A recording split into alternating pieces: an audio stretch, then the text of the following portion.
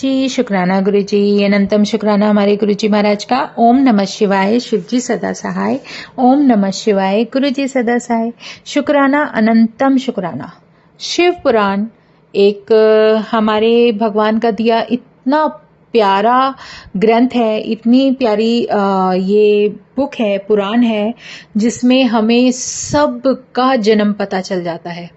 मतलब गणपति बप्पा का, हनुमान जी का, भगवान शिव का, भगवान ब्रह्मा का, मतलब सबका, माता गौरी का, माँ कालिका का, मतलब माता कालिका किस तरीके से मतलब उनका जन्म होता है। और फिर ये सब जो रूप जो हम जिसके बारे में जानते भी नहीं, भगवान नंदी का, मतलब हर किसी का जन्म और हर किसी के जीवन से जो आशीर्वाद, उनके सत्संग से, उनके जीवन के सत्संग से जो हमें आशीर्वाद मिलता है, कैसे कार्तिकेय जी उत्पन्न हुए, उनका जन्म कैसे हुआ, और किस तरीके से जो हमारे महाशिव हैं, जो हमारे अर्धनारीश्वर हैं, जो हमारी भगवान विष्णु हैं, सबके अवतार, सबके जीवन का सत्संग, जिसने इस पूरी धरती को संभाला हुआ है, उनके जीवन के सत्संग को सुन के हमारा जीवन ब्लेसिंग से भर जाता है। शायद इसी कारण हमें शिव पुराण सुनने का गुरु महाराज का हुक्म रहा है कि जितनी जल्दी हो सके तुम, जब तुम्हें समय मिले, उसको सुना करो। तुम्हारे कहीं तो तुम्हारे उनके आशीर्वाद भगवान शिव के इतने मिलेंगे, और उससे भी ज्यादा तुम अपने जीवन में वो सब आशीर्वाद पाकर पता नहीं कितने कर्मों से मुक्ति पा जाओगे। तो जय गुरु जी, शुक्राना गुरु जी महाराज का। अब इसमें ये भी बताया माता गौरी के जो सिंह है, उनको कैसे उन्होंने अपनी सवारी बनाया, इसकी भी डिटेल अभी लास्ट 26वें अध्याय में बताई। तो शुक्राना गुरु जी का। अब है सप्तम वायव्य संहिता का 27वां अध्याय, श्री गौरी विलाप। वायुदेव बोले, हे ऋषियों, श्री गौरी जी ने अपने राजमहल में पहुंचकर भगवान शंकर की चरण वंदना की। तब शंकर जी ने श्री गौरी जी को अपने चरणों से उठाकर छाती से लगा लिया और श्री गौरी जी हंसते हंसते शैया पर विराजी। भगवान शंकर भी प्रसन्न होते हुए वहां पहुंचकर उन्हें गोद में लेकर मुख कमल का आस्वाद पाकर बोले, हे प्राणेश्वर जी, आपको क्रोध करने का कारण तो भूल गया होगा। अपने स्वभाव से ही काली तथा गौरी द्वारा रूप द्वारा मेरे मन को लुभा दिया है। हम दोनों का प्रेम तो साधारण जीवों की भांति नहीं, इस कारण हमारा परस्पर किसी प्रकार द्वेष नहीं होना चाहिए।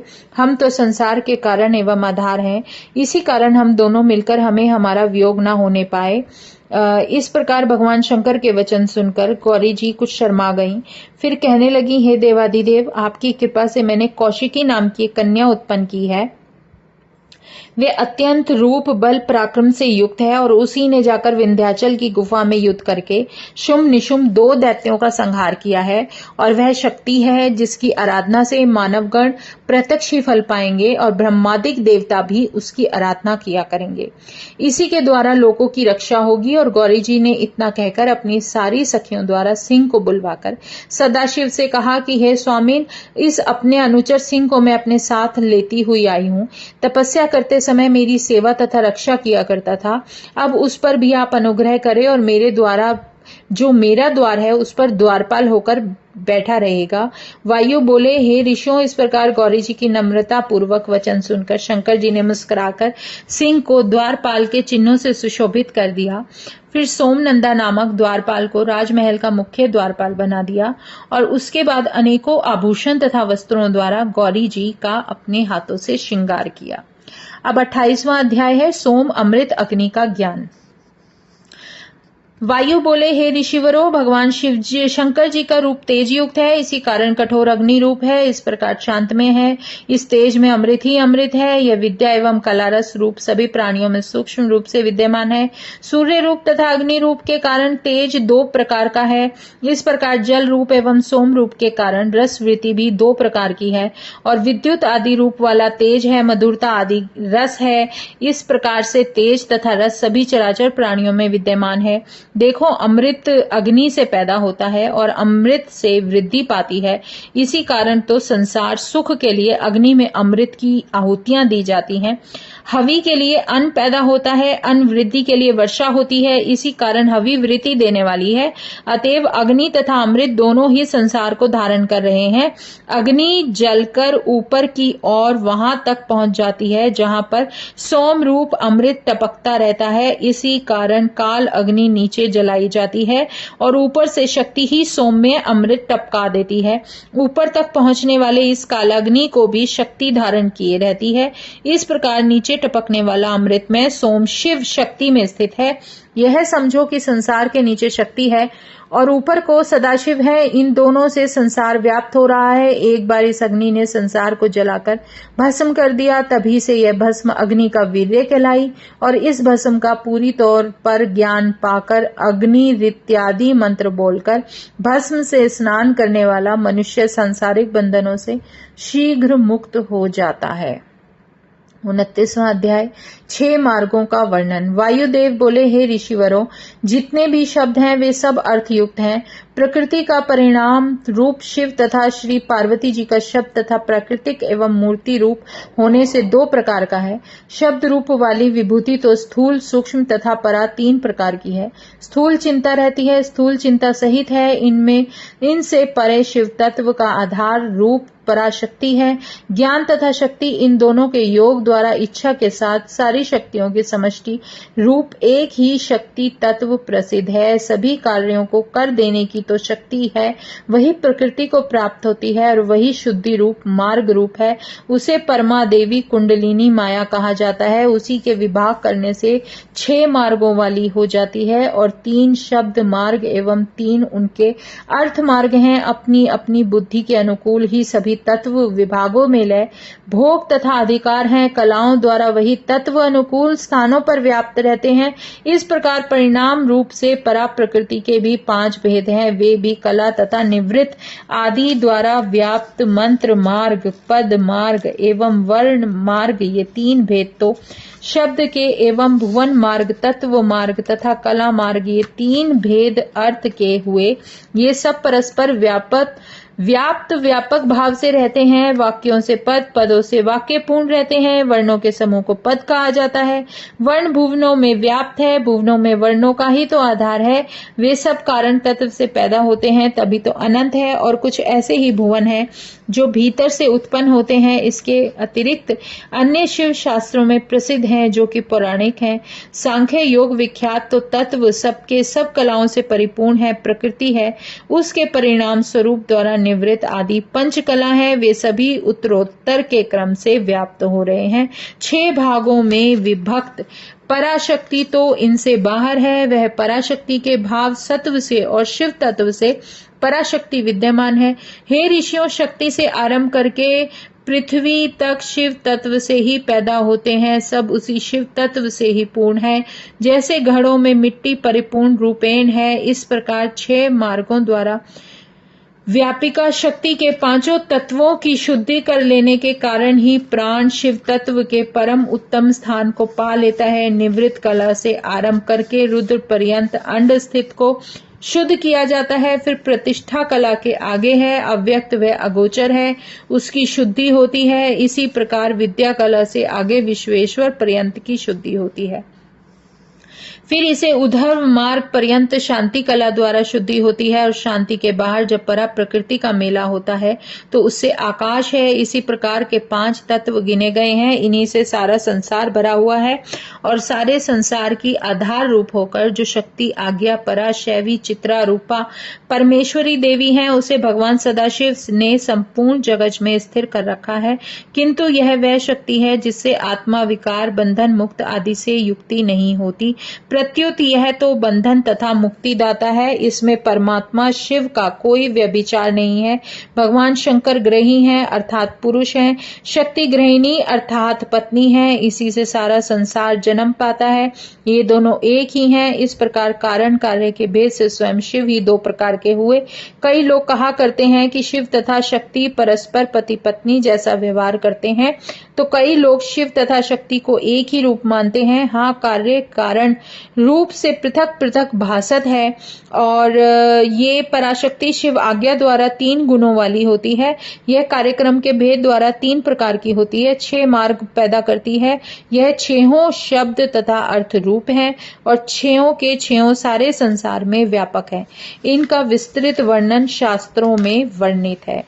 अब आता है हमारा 30वां अध्याय, महेश्वर के सगुण निर्गुण भेद। ऋषि बोलते हैं, हे वायुदेव, भगवान शंकर की लीलाएं तो अत्यंत अद्भुत और कठिन सी हैं। ये तो पूरी तौर से नहीं जानी जा सकती। शिव शक्ति के विषय में किसी प्रकार का सांसारिक दोष नहीं है। इन दोनों की क्रीड़ा तो प्रकृति का खेल है। ब्रह्मा आदि सभी देवता शिव कृपा से जगत के उत्पादन आदि का सामर्थ्य पाते हैं, परंतु शिव किसी कृपा के वश नहीं। ये तो स्वच्छंद है, इनका सभी वैभव स्वाधीन है। इनका स्थान भी स्वभाव सिद्ध रूपवान है। यदि बिना कारण मूर्ति भी कार्य रूप सिद्ध मानी जाए तो सर्वत्र परम भाव होगा, तब अन्य परम भाव रहित क्यों है? ये तो परमेश्वर है। यदि कला रहित निर्गुण स्वभाववान है तो कला सहित सगुण विपरीत स्वभाव जो उनके अंदर क्वालिटी मतलब जो गुण होते हैं वो क्यों हो? क्या सगुण निर्गुण ये पृथक पृथक हैं? और परमात्मा शिव द्वारा सब में मौजूद रहने वाला एक सूक्ष्म तत्व है। यही मूर्ति स्वरूप ही शिव मूर्ति मान ली जाए तो क्या उस प्रतिमा में प्रतिमा वाला पराधीन हो सकेगा? यदि यह नहीं होने का तो अपेक्षा रहित मूर्ति में क्यों स्वीकार की जाती है? मूर्ति में साध्य फल की चाहना से अपनी इच्छा द्वारा देव स्वाधीनता के लिए होती ही नहीं, यह इच्छा भी अपने अपने कर्मों के अनुसार हुआ करती है। और ब्रह्मा से आरंभ करके पिशाचों तक अपने अपने कर्मों के अधीन रहते हैं। क्या सब अपनी अपनी इच्छा से जन्म विनाश होना मानते हैं? भगवान शंकर सब पर कृपा करने वाले कहे गए हैं, सबको दुष्कर्मों का दंड देने वाले हैं। शिव निंदा करते हुए ब्रह्मा के 5वें सिर को तभी तो काट दिया गया था। सिंह रूपधारी विष्णु को अपने पैरों के नीचे दबाकर अपने पैने नखों द्वारा उनकी छाती विदीर्ण कर दी और दक्ष यज्ञ में अपराध करता सुर तथा सुर नारी सभी को वीरभद्र द्वारा दंड दिया गया। अपने आपने नेत्रों से प्रचंड अग्नि प्रकट की और इसके द्वारा दानव के प्रजा कुटुंबियों के साथ ही त्रिपुर भस्म कर डाले और सांसारिक रतिवर्धक रतिपति कामदेव भी आपकी क्रोधाग्नि में भस्म हो गया। श्री देवी जी को समझते हुए बल पराक्रम द्वारा हवि रूप स्वाहा को अग्नि में उत्तेजित कर दिया। फिर अग्नि के अंश गंगा में समर्पित हुए और स्वाहा देवी स्त्री स्वरूपा मानी गई और सुमेरु पर्वत पर जाकर निवास करके उसे सोने जैसी कांति वाले शरीर से सुशोभित कर दिया। यही समझ लो कि उसे स्वर्ण का ही बना दिया। वहीं निवास करके देवी जी के साथ अनेकों लीलाएं की। एक पुत्र भी वहां प्रकट हुआ और वह दिव्य रूप तथा सौंदर्यवान बालक था। सुरासुर सभी उस बालक को देखकर मोहित हो गए थे और शिव और पार्वती ने उसे गोद में ले लिया। उसका मुख स्वादन करने लगे। उस अवसर पर तपस्या करने वाले नर नारियों के मन मुग्ध हो गए। सभी तपस्या छोड़कर प्रसन्नता में नाचने लगे। उस बालक के खेल अद्भुत थे। माता पिता का प्रेम दिव्य था और शंकर जी पार्वती जी से हंसते हंसते बोली, हे प्रिय, लो इस बालक का स्तन पान कराओ। तब देवी जी ने भी बालक को चूम कर अमृत समान स्तन पान कराया। शिव पार्वती पुत्र प्रेम से परम प्रसन्न हुए। ऐसा होने पर भी जगत की रक्षा के लिए इंद्र की प्रार्थना करने पर अपने बालक को तारकासुर के साथ युद्ध करने की आज्ञा दे दी। युद्ध में विजय पाने के बाद पुत्र को कालाग्नि के समान क्रौंची भेमिनी अमोघ शक्ति दे दी। शिव कृपा से उस बालक ने तारकासुर का वध कर दिया तथा विष्णु ब्रह्मा आदि सभी देवताओं ने स्तुतियां की। शिव महिमा अपार है। अपने भक्त ब्रह्मचारी मार्कंडे को थोड़ी आयु को बढ़ा दिया और उसे चिरंजीवी भी कर दिया। वह भी अकाल मृत्यु से छूटकर प्रणाम करने लगा। सदाशिव ने तो बड़ वाग्नी को अपनी सवारी के लिए जा पकड़ा और वृष वाहन होते हुए भी उसका गला प्रलय के समान पकड़कर उस पर चढ़ बैठे। इसलिए परमात्मा शिव सगुण तथा निर्गुण दोनों ही स्वरूप वाले हैं। प्रारब्ध के सभी कर्म जाल शिव ही निर्वित कर सकते हैं और कोई देवता भी नहीं कर सकता। जय गुरु जी। शुक्राना गुरु जी, अनंतम शुक्राना हमारे गुरु जी महाराज का। ओम नमः शिवाय, शिव जी सदा सहाय। ओम नमः शिवाय, गुरु जी सदा सहाय।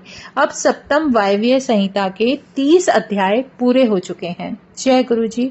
शुक्राना गुरु जी। ओम नमः शिवाय, शिव जी सदा सहाय। ओम नमः शिवाय, गुरु जी सदा सहाय। शुक्राना, अनंतम शुक्राना।